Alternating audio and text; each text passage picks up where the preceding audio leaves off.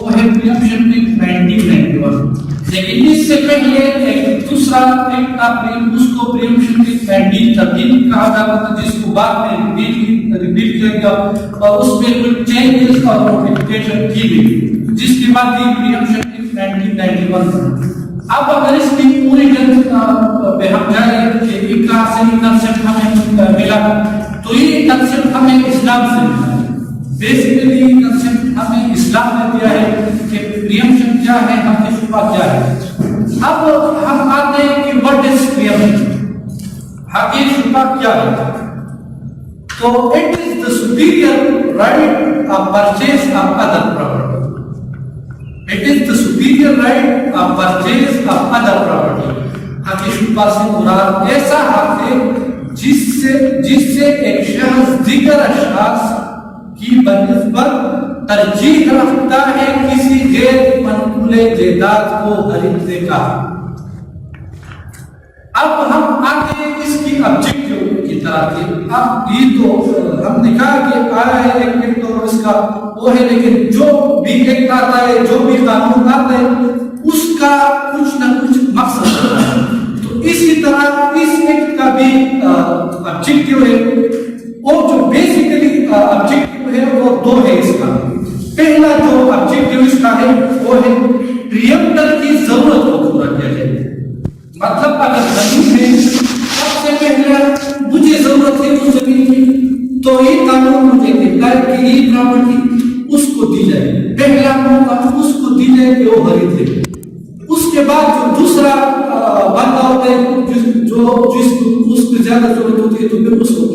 اب دوسرا مقصد یہ ہے کہ وہ جو پریمپٹر ہے اس کو ضرر سے بچایا جائے، نقصان سے، تکلیف سے بچایا جائے. مثلا اگر میری قریب میں میری پڑوس میں ایک پراپرٹی فروخت ہوئی تو ظاہر سی بات ہے جب اجنبی شخص دیتا ہے تو نقصان تو مجھے ہوگا نا. یہ ظاہر سی بات ہے، وہ راستہ کبھی بند کرے گا، کبھی مسئلے ہوگی کبھی. تو مین آبجیکٹو اس ایکٹ کا ہے وہ یہ ہے کہ ایک جو اس کی جو پریمپٹر ہے اس کی نیڈ کو پورا کیا جائے. دوسرا مقصد اس پریمپٹر کو ضرر سے، تکلیف سے بچایا جائے. اب یہ رائٹ کب ارائز ہوگی، یہ بھی ایک بات ہے کہ کب یہ رائٹ ارائز ہوگی. تو جب آپ کی ساتھ والی پراپرٹی سیل آؤٹ ہو جائے گی تب آپ کی رائٹ ارائز ہو جائے گی.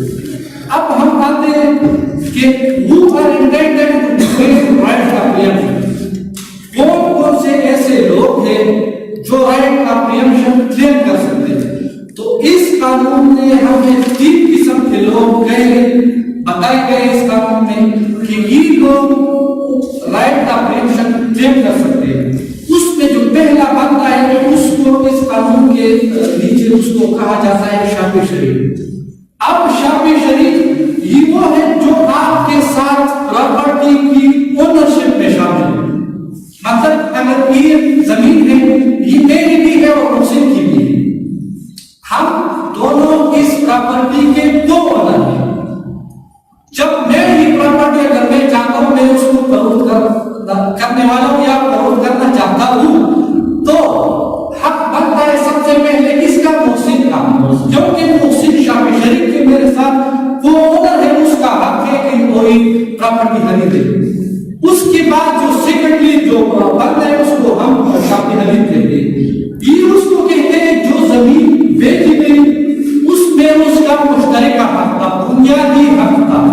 وہ حق کیا تھا؟ وہ حق یہ تھا کہ میری زمین اس زمین کے ساتھ کرنے کا راستہ ہے، اس لیے میرا حق ہے.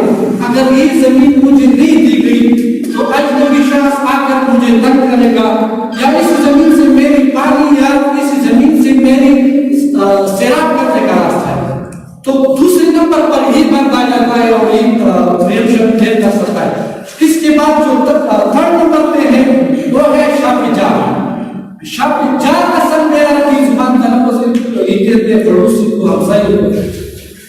وہ یہ ہے کہ جس کی زمین بیچنے والے کے ساتھ لگتی ہے، مطلب اس کو قریب ہے. اب میرے پراپرٹی میں فروخت کرا اور میری پراپرٹی کے ساتھ محسن کی پراپرٹی ساتھ میں، تو اس کا یہ حق بنتا ہے کہ میں سب سے پہلے اس کو دے دیں. اب یہ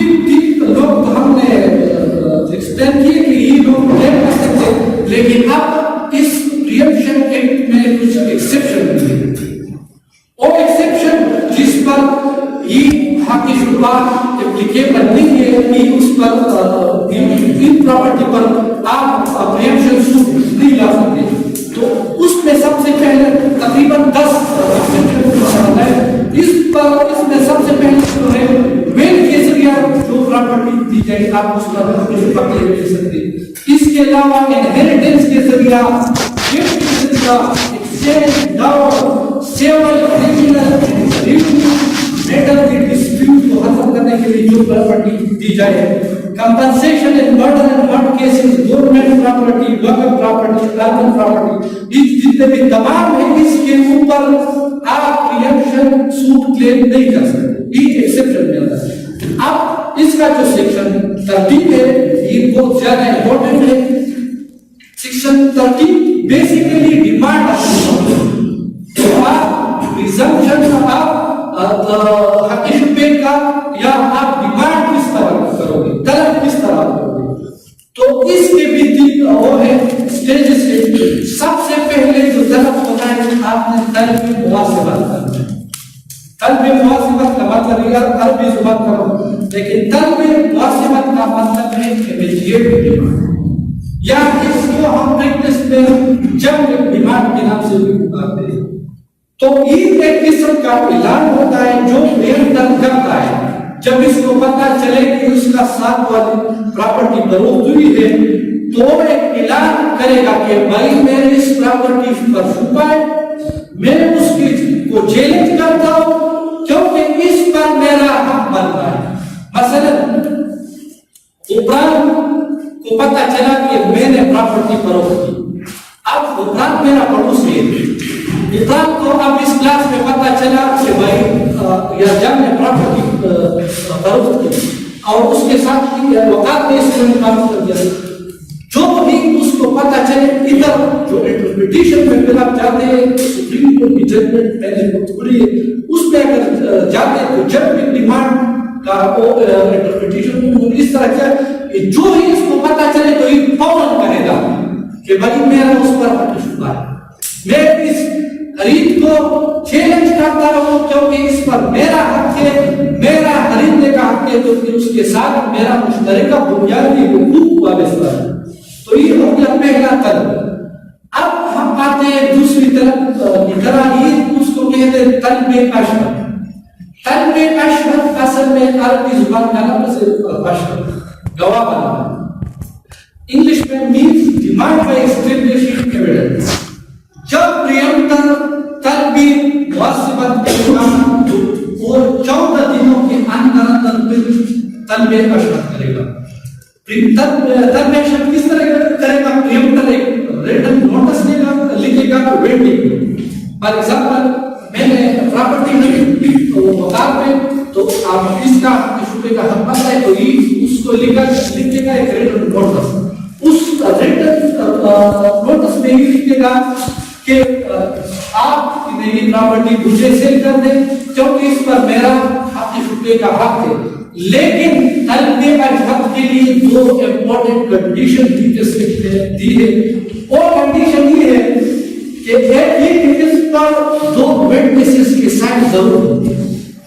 दूसरा, it must be sent to the buyer of that property through register post. अगर ये दो कंडीशन आपने ली तो according to the judgment of the Supreme Court आपकी केस नहीं बनती, मेंटेनेबिलिटी नहीं है आपकी प्रियम्पशन। इसके बाद साहिब में जो तलब है उसको हम कहते हैं तलब हसूबत। तलब हसूबत means demand by filing a suit. जिस दिन प्रियम्पटर ने फर्स्ट डिमांड की तलब मुआसिबत के 120 दिनों के अंदर आपने एक सिविल सूट तय कर दिया। और इसमें एक कंडीशन ये भी है कि जिस दिन आप सिविल सूट दायर करोगे तो उसके साथ 30 दिनों के अंदर आपने जिस कीमत पर प्रॉपर्टी सेल आउट हो चुकी हो उसकी कीमत का 1/3 आपने कोर्ट में पे करना, जिसको आप अल्फाज से या उसको जरा सौंप देते हैं। मसलन मैंने प्रियम्पशन का सूट दायर किया और मैंने ये तमाम डिमांड्स किए, में जो कानून बनता था मैं एक वकील के पास आ जाता हूँ और मैंने वकील साहब मेरे लिए सूट दायर कोड में 1/3 जिस कीमत पर वो प्रॉपर्टी फरोख्त हुई हो उस प्रॉपर्टी की कीमत का 1/3 आपने कोर्ट में जरूर पे करना होगा। अब हम आते हैं कि लिमिटेशन, प्रियम्पशन सूट के लिए लिमिटेशन टाइम क्या है। तो इस एक्ट के नीचे प्रियम्पशन सूट के लिए 120 दिन का लिमिटेशन ये उस दिन से शुरू होगा जब डेट ऑफ रजिस्ट्रेशन होगी, अटेस्टेशन ऑफ म्यूटेशन होगा, when person take physical possession of property। तो ये जब ये चीजें हो जाए तो उससे आपकी क्या हो जाती है, limitation time, limitation period start होता है।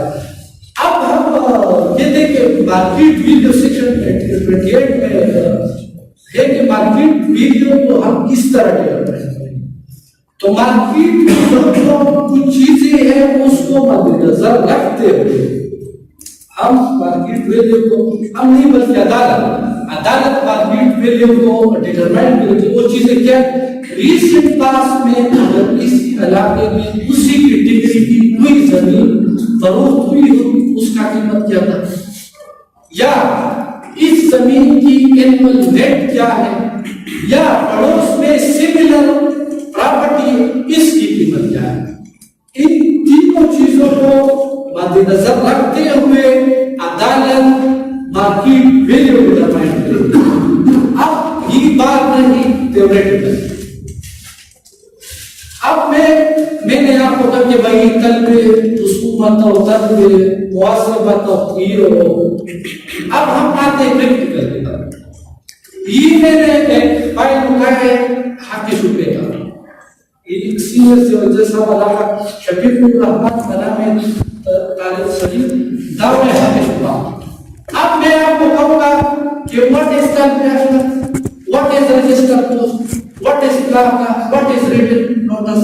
तो अब इसका जो पहला पेज है, ये जो बंदा जिसने सूट फाइल किया है ये शफीकुर रहमान है, ये असल में प्रियम्प्टर है। तो ये इसका दावा है, ये जो शफीकुर रहमान है ये इसका दावा है। दावे का मतलब क्या है, उसकी जो होती है मतलब कि मेरा ये दावा है, मैं ये करना चाहता हूँ। तो ये जो लेकिन इसमें आपने एक जरूर बात की कि दावे में आपने टाइम, प्लेस और तारीख जरूर मेंशन करनी होगी। ये अब दावा है कि 3 पेज इसका दावा। अब ये जो बंदा है मैंने आपको कहा तो 2 गवाह होने चाहिए। तो इसमें ये जो स्टेटमेंट होती है ये उस बंदे गवाह है आपके साथ। मैंने कहा कि आपने ये चीजें आप ऐलान करोगे तो ये भी उसके लिए आपने एविडेंस दे दोगे कि मैंने ये इनके सामने मैंने ऐलान कर। तो ये रहा पहला एविडेंस, उसका ये बयान है। ये रहा दूसरा एविडेंस, उसका बयान इसकी सिग्नेचर है कि हम बैठे थे और इस मौका में ट्रेवल एजेंसी से ये उधर हम तो और ये टाइम का ये डेट, तो फिर मैंने रजिस्ट्री की, ये सब होने लगा उसमें। अब ये शफीक का बयान है जो प्रियम्प्टर है उसका वो डिटेल होने लगा। अभी गवाह के वगैरह